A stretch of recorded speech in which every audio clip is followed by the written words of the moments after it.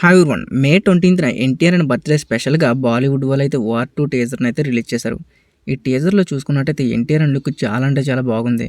ఎన్టీఆర్ అన్న గతంలో ఏ మూవీస్‌లో కూడా ఇంత కొత్తగా అయితే కనిపించలేదు. చాలా అంటే చాలా స్మార్ట్‌గా ఉన్నారు.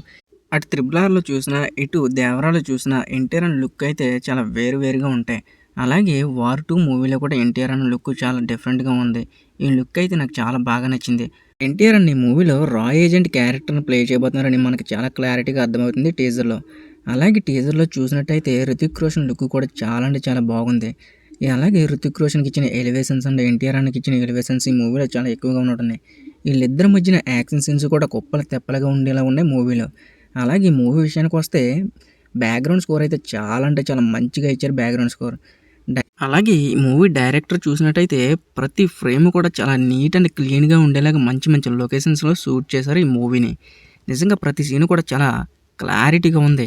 అటు లైటింగ్ డిపార్ట్‌మెంట్ కూడా యాక్షన్ సీన్స్ దగ్గర చాలా మంచి వర్క్‌నైతే కనబరిచారు. అలాగే ఈ మూవీలో 'హృతిక్ రోషన్' అండ్ 'కియారా అద్వానీ' మధ్యన మంచి రొమాంటిక్ లవ్ స్టోరీని కూడా నడిచేలాగా ఉంది. ఓవరాల్‌గా ఈ మూవీలో ఎన్టీఆర్ అండ్ 'హృతిక్ రోషన్' మధ్యన చాలా అంటే చాలా మంచి యాక్షన్ సీన్స్‌తో పాటు ఇద్దరిని చాలా ఈక్వల్‌గా చూపించినట్టుగా మనకి ఈ టీజర్‌లో అర్థమవుతుంది. ఓవరాల్‌గా ఈ మూవీ బాక్స్ ఆఫీస్ దగ్గర అయితే మంచి కలెక్షన్స్ అయితే వసూలు చేస్తదని నేనైతే అనుకుంటున్నా. ఎన్టీఆర్ అన్న బర్త్‌డే స్పెషల్‌గా వచ్చిన ఈ టీజర్ అయితే నాకు చాలా బాగా నచ్చింది. మరి మీకెలా అనిపించిందనేది మీ ఒపీనియన్ కామెంట్ చేయండి. అలాగే టీజర్ చూసిన తర్వాత నాకు పాయింట్ క్లారిటీగా అర్థమైంది భయ్య. ఎన్టీఆర్ అన్న 'హృతిక్ రోషన్' పట్టుకోవడానికి వచ్చిన ఒక రాయ్ ఏజెంట్ క్యారెక్టర్‌ని అయితే ప్లే చేయబోతున్నారు.